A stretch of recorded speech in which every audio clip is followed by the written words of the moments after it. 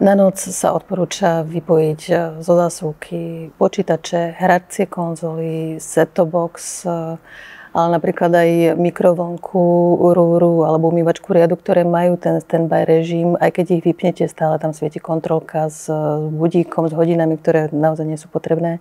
Dá sa to vyriešiť jednoducho, napríklad napojením týchto spotrebičov na smart zásuvku, kde potom pred spánkom jedným vypínačom dokážete ich odpojiť úplne od prívodu elektriny.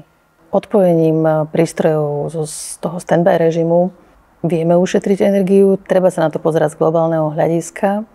Medzinárodná energetická agentúra vypočítala, že 14 miliárd elektronických zariadení, ktoré sú pripojené online v standby režime, ročne dokáže spotrebovať elektrinu v hodnote takmer 60 miliárd eur. Takže keď každý k tomu kúskom prispieje, spolu dokážeme ušetriť viac.